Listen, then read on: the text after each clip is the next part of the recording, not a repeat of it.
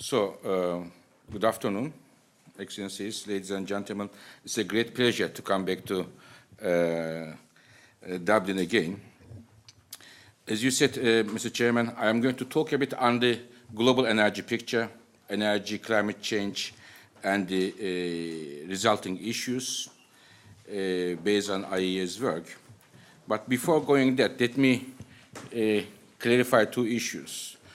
We are IEA, and you are IIEA. So this is, IEA is the International Energy Agency based in France, in Paris, and we are very happy to come here. And we have 28 member governments. Ireland is one of them, and mainly governments in the OECD world. The second one is, perhaps it's about, we have the World Cup coming. I love football. We live in France, but I am not French, so don't blame me for anything. So, and I am not even going to perhaps support France in that tournament. So, and I understood that we had a very lively discussion yesterday here. So my presentation may not be so lively. I hope it's not so lively. But the points I am going to raise, now I know that we have colleagues from the Foreign Service here, are very much linked to many areas. The energy is at the center of geopolitics, energy is at the center of environmental issues, and at the center of our economic considerations.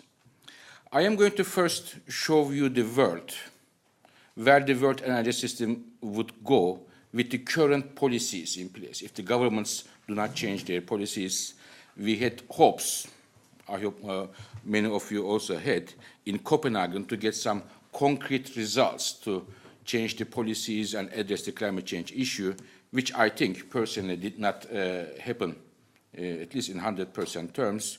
So I will look at the, first of all, what happens if the current policies do not change, and second, what do we have to do in order to have a sustainable energy future?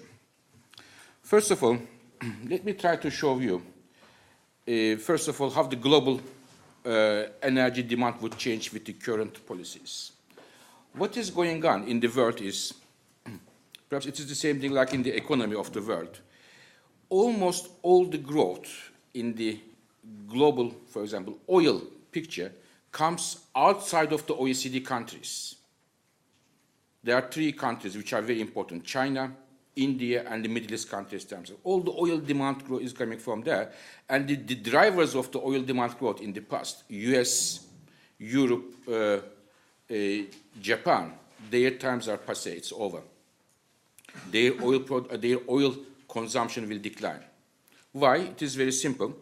The driver of the oil demand growth is the transportation sector, cars, trucks, and jets. Today, in Europe, 680 persons out of 1,000 persons own a car. 680 out of 1,000. In the United States, 860 out of 1,000.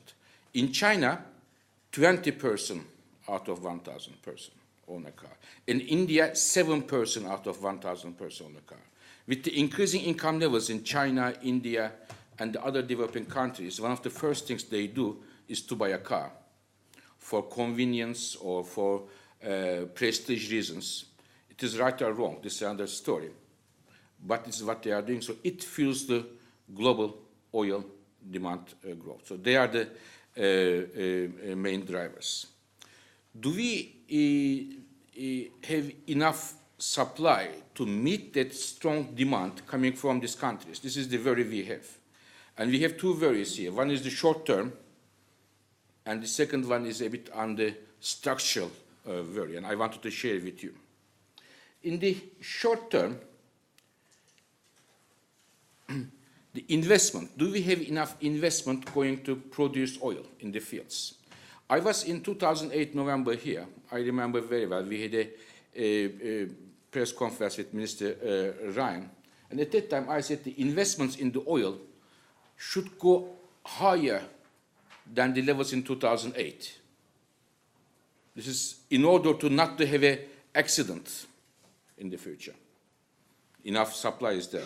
But what we saw is in 2009, it was substantially down, and in 2010, there is a small rebound compared to 2000, but it is still significantly lower than 2008 levels, the levels that we thought were not satisfactory. So what does it mean? This means the following. If the global oil demand grows strongly in the next few years of time,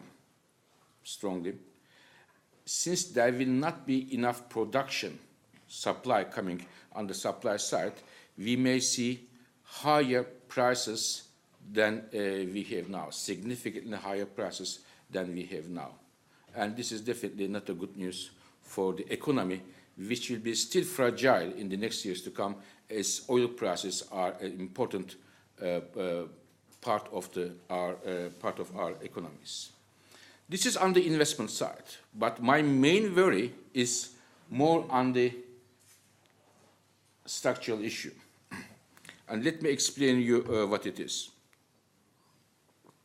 Today, a big portion of the oil production is coming from the fields which are old, if I may say so.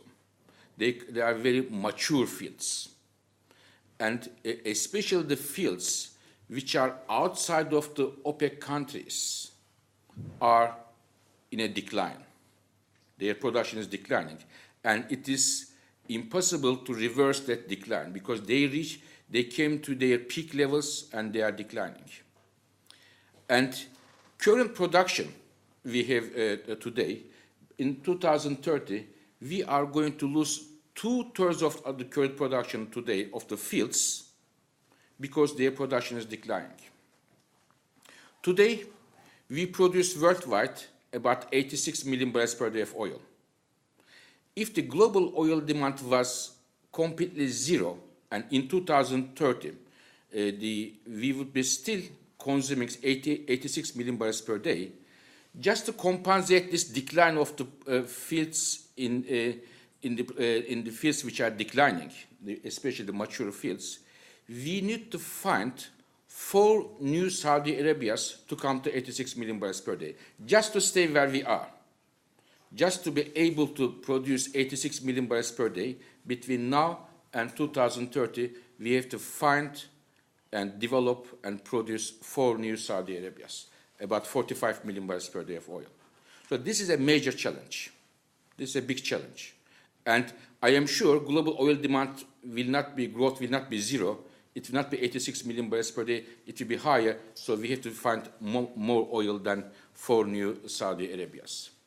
This is one challenge in terms of geological challenge.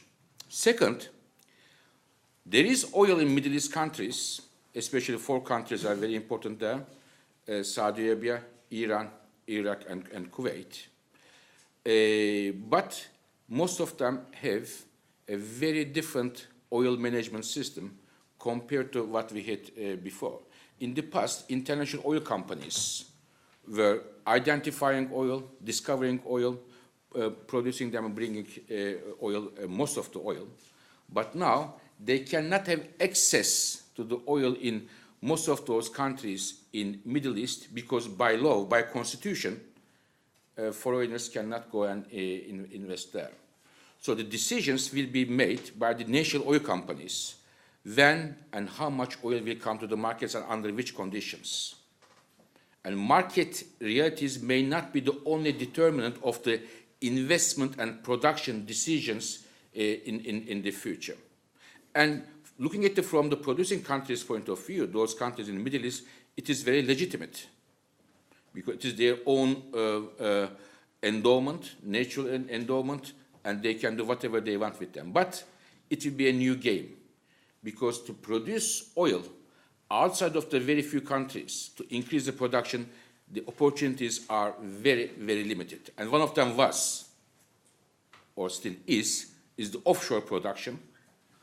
And we see that there is a lot of difficulty there because the international oil companies having no access to huge reserves in very few number of countries, they are forced to go to more complex places such as the deepwater offshore. So this is from this picture, my message is, a bit of a blunt way, I can tell you perhaps, the era of cheap oil is over. So the level of the prices we have been seeing in the last 2-3 decades till 2008 to $20, $25, $30, these times are passé. These are over, and we have to understand that we have to live in an environment where the prices are rather on the high side, and there may be a lot of volatility with the current policies in place. There may be some response to that. I will come to that in a minute, but currently we have to live with this rather high price environment. One of the surprises could be a positive one from the consumer's perspective is what will happen in Iraq. Iraq is a very important oil and gas country. Now, Iraq, the resources in Iraq are huge, both oil and gas, and they are very easy to develop compared to, for example, we were talking about the offshore, very easy to develop, and it is much cheaper. Perhaps if I can give you very, very roughly, to produce 1 barrel of oil in Iraq is 25 times cheaper than getting it the same barrel in offshore production. So there's a big cost advantage, and also technologically much easier to get the oil out. The Iraq government has some plans or some statements today. Today, Iraq is producing about 2.5 million barrels per day. In 5 or 6 years of time, to bring it to 12 million barrels per day, which I think is extremely optimistic. But looking at the global picture, looking at the points I tried to show you a few minutes ago, even if Iraq could double its production capacity from 2.5 today, for example, to 5 or 6, it would comfort the oil markets, which could be rather tight in the years to come. But, of course, even though geologically it is feasible, I see major challenges, the most important one being the security issue and political stability, but also you need hundreds of engineers, rigs, skilled workers to bring to Iraq for all of these fields, which is a major challenge. And plus, a big challenge for Iraq, which is not very well perhaps presented, is the issue of water. On average, to produce 1 barrel of oil, you need 1 barrel of oil to inject in the field to put the pressure and get the oil out. And this is definitely and will be a problem for Iraq. So this could be a good surprise from Iraq, which could help the rather tight oil markets that I tried to describe. Now, perhaps one, I can switch to one good news from the rather news I gave on the oil and switch to gas. We have seen a revolution, energy revolution, taking place in the United States in the last couple of years. And I was calling it the silent revolution, but it's not silent anymore. Everybody now is more or less aware of that. But let me explain you what happened and what are the implications for the world. And it is changing the game, by the way. Now, 2-3 years ago, U.S. administration, U.S. Secretary of State, U.S. Secretary of Energy, U.S. industry, everybody thought United States will need to import a lot of gas for 2 reasons. One, their demand was growing and still growing. And second, their domestic gas production was declining. And the difference will be met more and more by mainly by LNG, liquefied natural gas, from other countries, from North Africa, Middle East, Russia, and the others. This is what everybody believed, and the US government made its plans according to that. However, in the last 2 years, there was a surprise. Namely, US industry, especially the small or medium-sized oil and gas companies, not the so-called big oil, but the small companies, were able to identify unconventional gas. This is, we call shale gas. It is like a rock, drilling the rock, fracturing the rock, and get gas out of that, and bring this gas to the markets. And it increased their share, their volumes are increased, and today, about half of the US gas production is coming from this shale gas. And according to our projections, with a very moderate gas prices, about $5 per MBTU, which is very, very moderate, US may not need to import gas, or if it is to import in very little terms. And this is a big game changer for US and for the others. Perhaps I can say one thing immediately. In US, about half of the coal-fired power plants are going to retire between the next 10 and 15 years. There's a big possibility of those, at least a big portion of that, to be replaced by natural gas, which would help, of course, CO2 emissions to be addressed. Now, what happened in the US has implications not only for the US, but rest of the world. We have, in fact, I forgot to say, we have analyzed and identified this situation, Mr. Chairman, if I can say so, for the first time in the world in November, and look at the implications of that. And our message was a gas glut is coming in November, and we see the glut is there now. What does it mean? It means the following. There were many people who thought like the US government in Middle East, in the context of energy, of course. And what they were thinking is they will be rich by sending gas, exporting gas to the United States, because US would need this gas.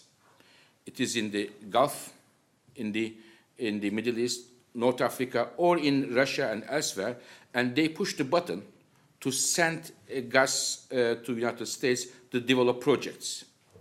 But now, US doesn't need gas. And those projects are coming one by one on stream. Between 2010, this year, and 2013, in 3 years of time, global LNG capacity will increase by 50%, 50. So whatever we built in the last 40 years, we will build 50% of this in the next 3 years because of the many LNG projects coming on stream. So there will be a lot of gas, but not many buyers. On top of the US, there was a problem of the financial crisis, as you know, which also put the gas demand levels very low, and the consumption is also very low. In Europe today, as of beginning of 2010, gas demand, European gas demand, went back to the level of 2000, so 10 years back.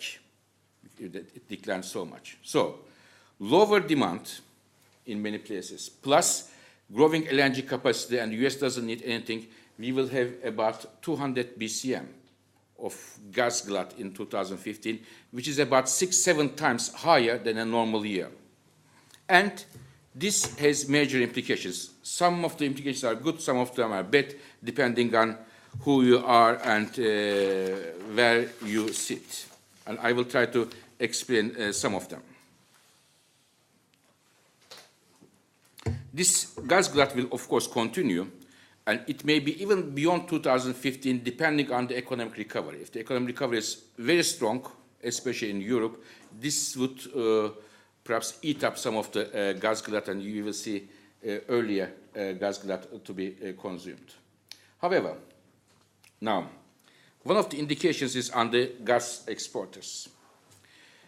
in many of the long-term contracts, gas prices, long-term contract gas prices are indexed to oil prices. So with a time lag, the oil prices influence the gas prices. However, I think it is not a good idea for the gas importers to agree with this. Because, as I tried to say, I think the oil prices will stay on the long side and the gas prices will be on the low side. And there is a growing decalage, growing difference between the oil index gas prices and the gas prices which are sold in the markets in terms of LNG. And many companies are pushing the exporters to at least review the current gas prices, and when there's new long-term contracts, try to find some creative formulas that the new contracts are not only at least based on oil prices. And I know at least 2-3 companies or countries which were able to, for example, have some negotiations with major gas exporters, such as the Germans, Italian, and the Turkish companies. So this may change the gas prices. The second one is many countries in Europe and in Asia who didn't even plan to do so, they are building LNG facilities to make use of this gas glut. And in Central Europe, in Asia, there are a few countries who are building LNG facilities. Now, some countries are thinking, when it happens in the US, it happens not only in the US, but US and Canada, why not in my country? And I can tell you that there are at least 3-4 countries where there are serious efforts. In Europe, as I'm sure many of you know, Poland. The second one is Bulgaria. Third one is China, Australia. There are strong Thailand. There are strong efforts there. But compared to others, I think Poland and China recently signed a memorandum of understanding with the United States in order to get help, assistance for the technology to make more use of unconventional gas. And of course, if such a success can happen in China, it can also help to decarbonize. It is coal-based electricity generation system. To expect very quick and big results from in Europe or in Asia, like in the United States, may be overly optimistic, but there are resources there and there are efforts there. Finally, the rather cheap gas prices and the availability of gas a lot in US and in Europe and elsewhere increase the competitiveness of gas vis-a-vis other fuels. And I can tell you that one of the fuels, one of the type of fuels which suffers from that is renewables. Because the renewables had to, in many cases, public support this or that way in order to compete with gas and the others. But since gas is getting cheaper, if the governments really want to have a strong penetration of renewables, their efforts must be even stronger, and this puts a pressure on the renewable energies. Now, I will, from this as a third topic on the reference scenario, I want to share with you findings of a study we just finished, and it was asked us by the G20 summit in Pittsburgh last year, which was chaired by US President Obama, who underlined that the inefficient fossil fuel subsidies are a major problem for the global energy system, and he asked the IEA and other international organizations to look into that. How big is the problem? What are the numbers? And we, together with other international organizations, with the OECD, OPEC, and the World Bank, we look at it, and our findings show that this is a major problem. Today, worldwide, fossil fuel subsidies, oil, coal, and gas subsidies, amount 557 billion US dollar, about half a trillion, more or less, US dollar. And these are the countries where you have the subsidies. The top 5 are Iran, Russia, Saudi Arabia, India, and China. Iran, for example, each year, Iran pays about 100 billion, so 101 exactly, 101 billion US dollar for subsidies, which is about 1/3 of the Iranian central budget, government budget, 1/3 goes to subsidies. And Iran is importing a lot of oil products because of that, because demand is very strong, so it is very cheap. And it also threatens Iran export availability in the future, because the domestic demand is so strong that with a certain level of production, it is an important risk. So from that angle, I think Russia, Saudi Arabia, India, China, and we have 37 major countries where there are subsidies, oil, coal, and gas, and we think it is an important area that we have to look very carefully. When you look at on a fuel-by-fuel basis, bulk of the subsidies are for oil products, more than half of it, followed by gas, especially in gas-producing countries and in coal. So therefore, if, as the G20 countries have indicated, if those subsidies were to be phased out or removed, it can have many good implications. One of them is, we look at it, what happens if those subsidies were to be removed in the oil picture? According to our findings, oil demand in 2020 would be 6.5 million barrels per day, less than what it would otherwise be.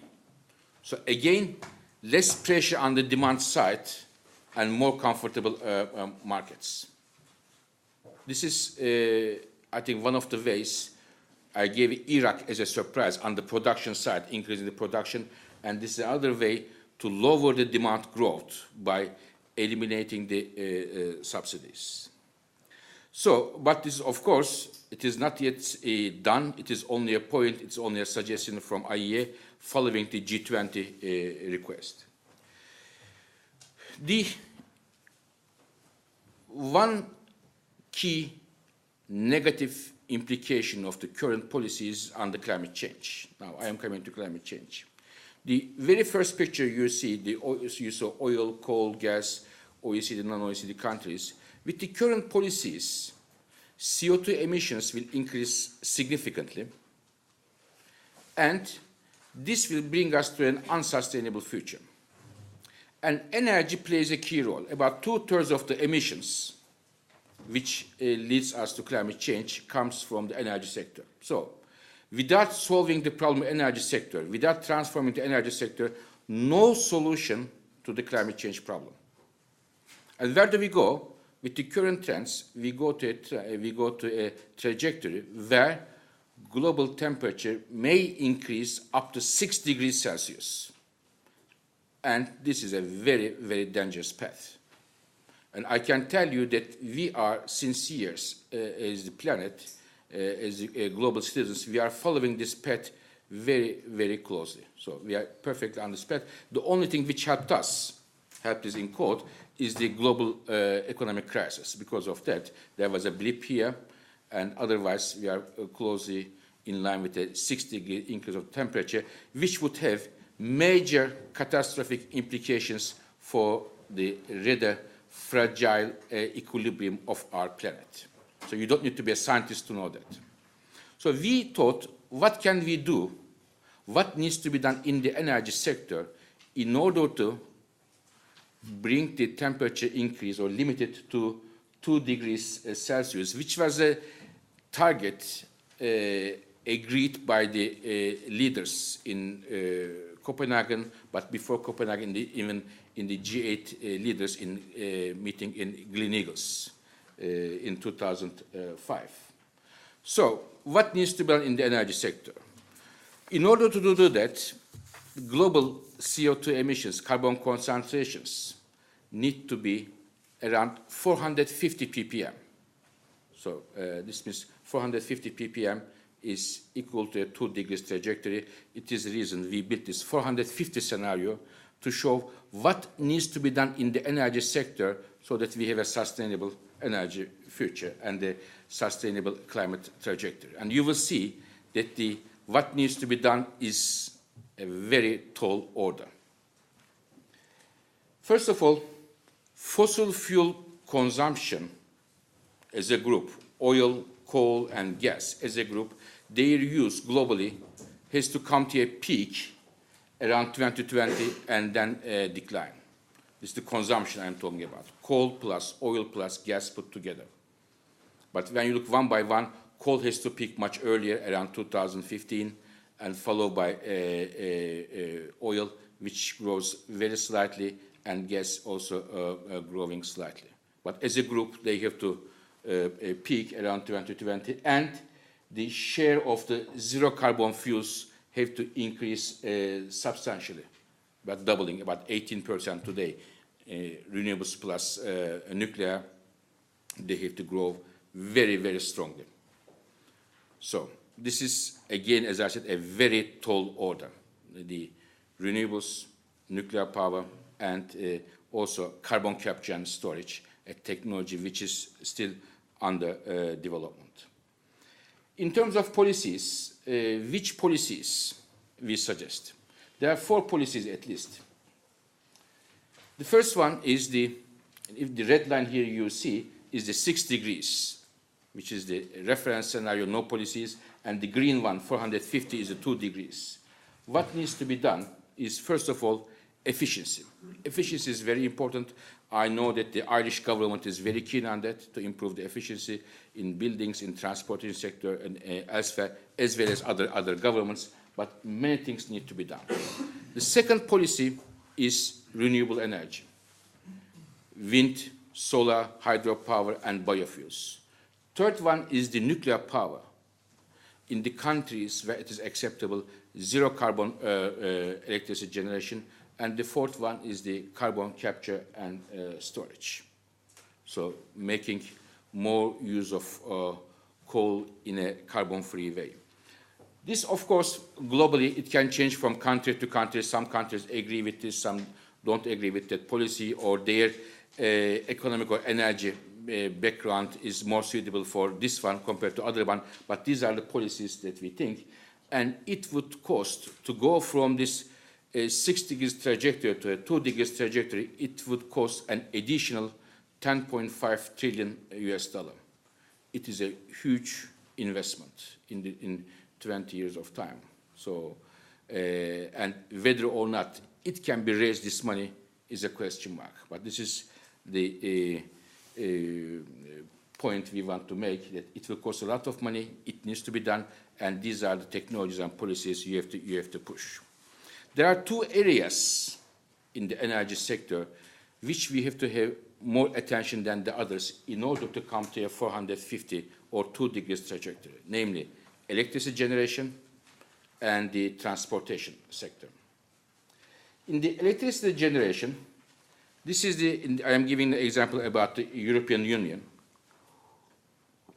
In a reference scenario, in a 6 degrees scenario, if I may say so, this is where the growth would come. But if you go to a 450, you have to see a lot of renewables here. In terms of investments, just to give you put in a context, between now and 2030, if we were to go to this 450, out of every 10 euro spent, for the new electricity generation in Europe, €7 needs to go to renewables. So, of the new ones. And this is a huge money.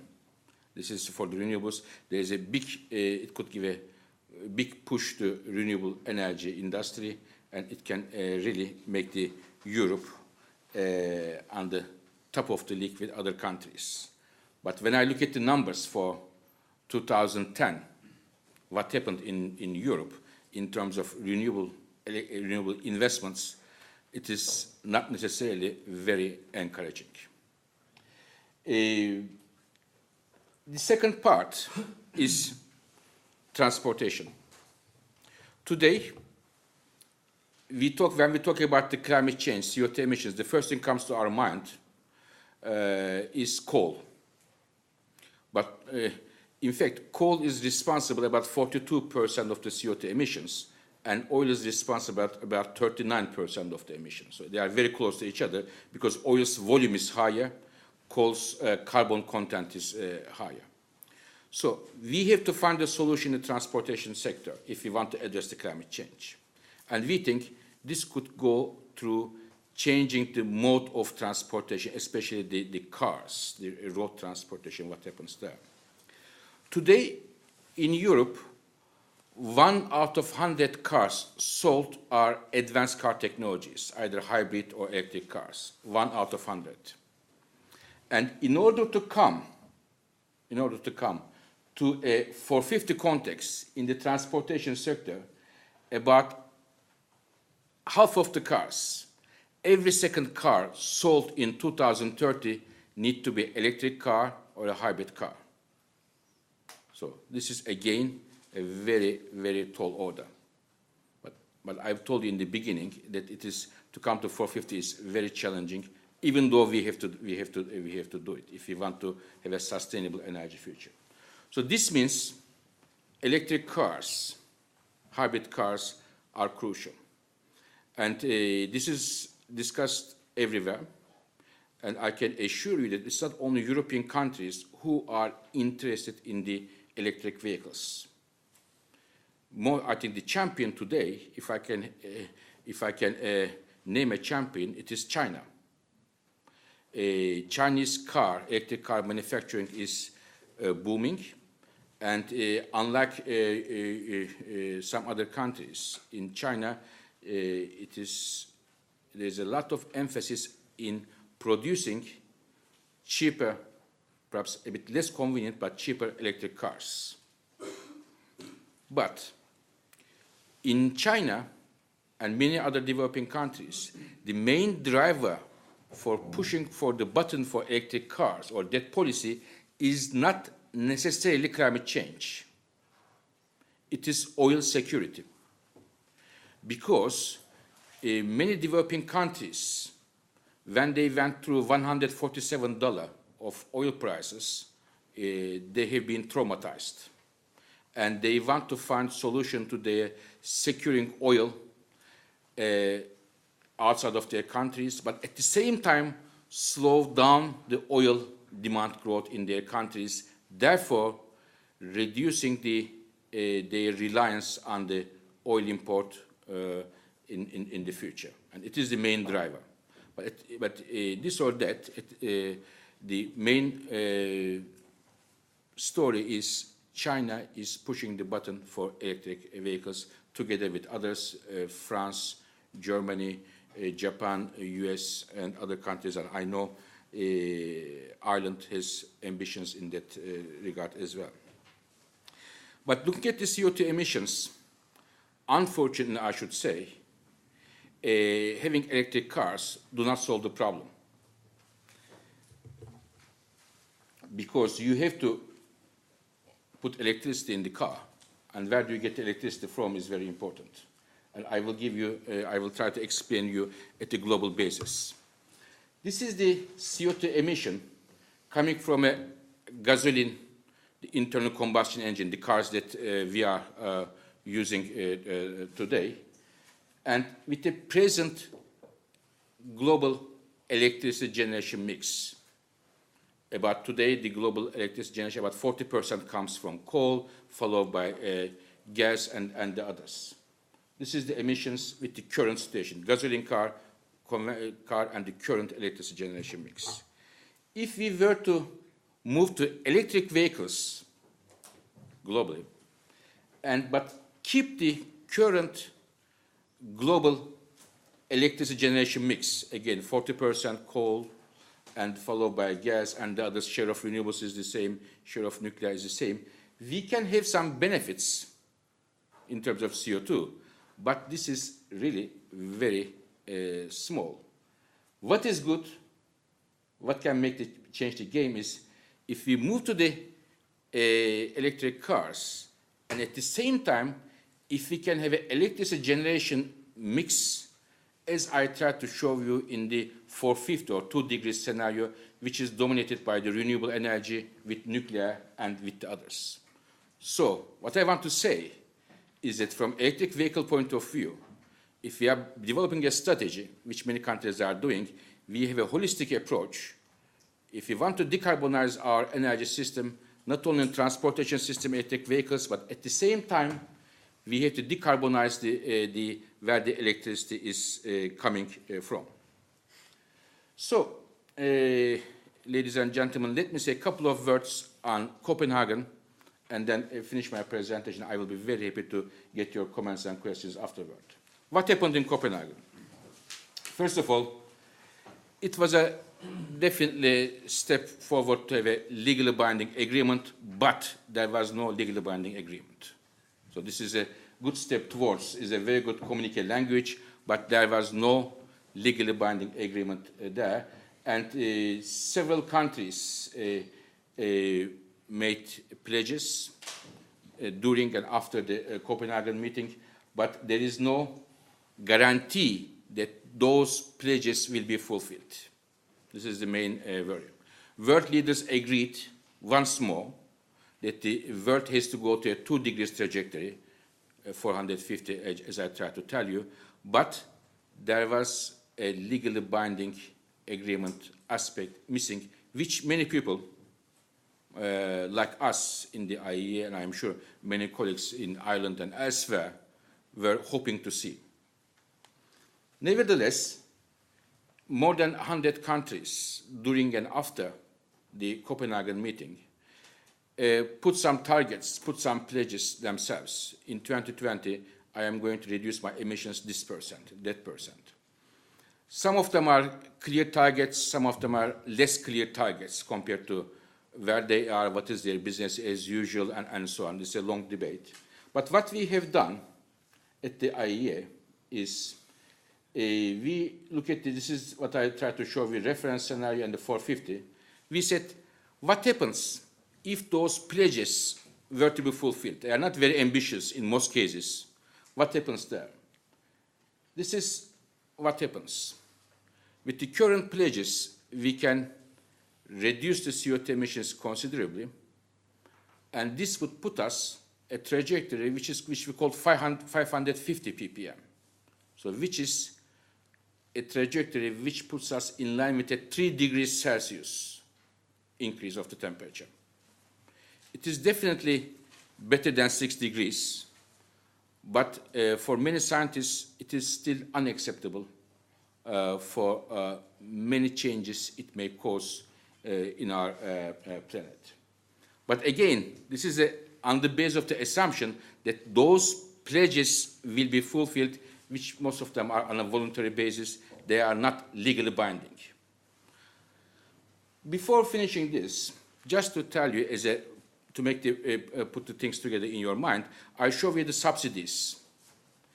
And I told you, if those subsidies were to be phased out, oil demand will be much less stronger than otherwise it would be.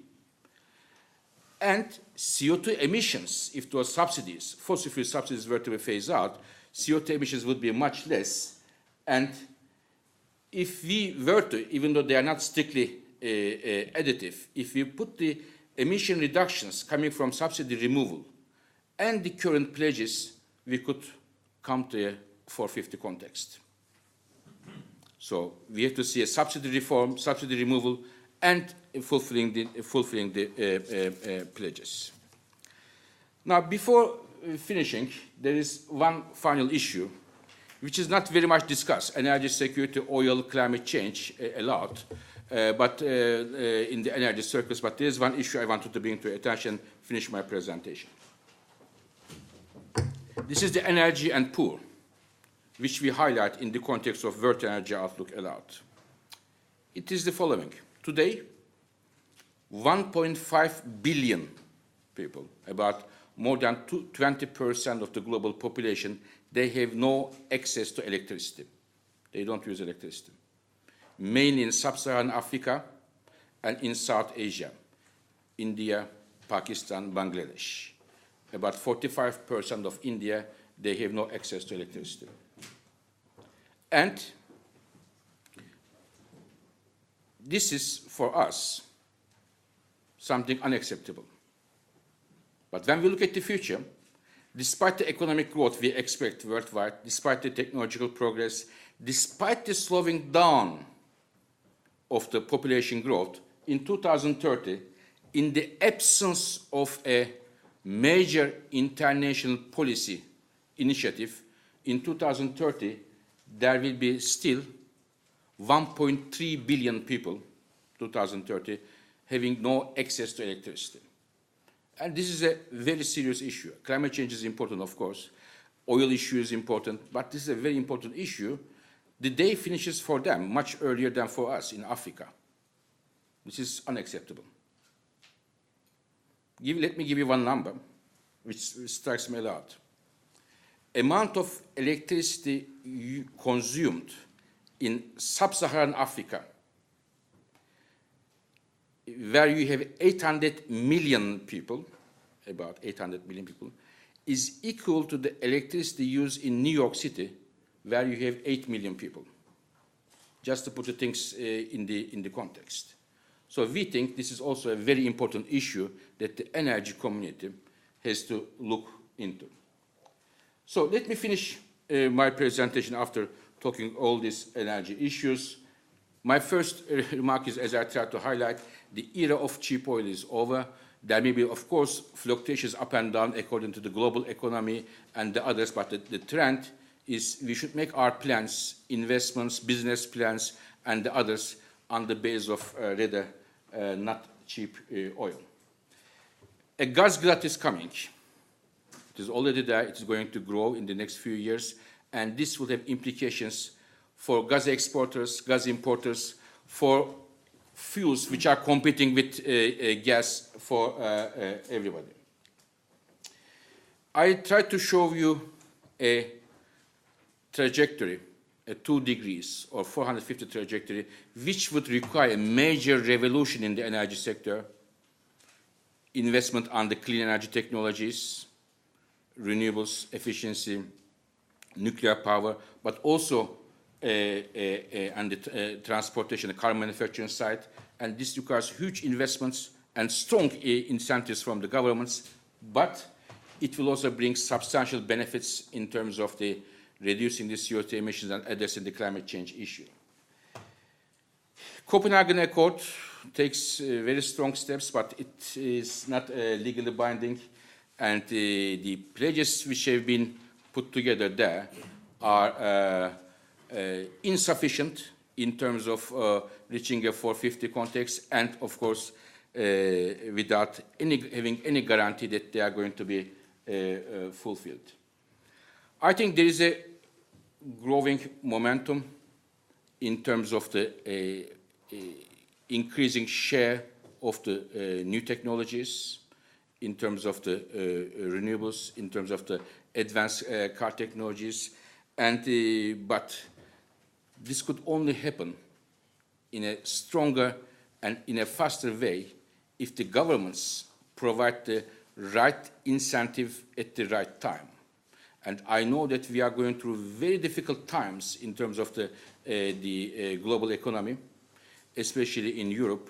But I think if we do not make the right steps at the right time, there may be some undesired investments which can lock in the energy system in Europe and elsewhere for many years to come.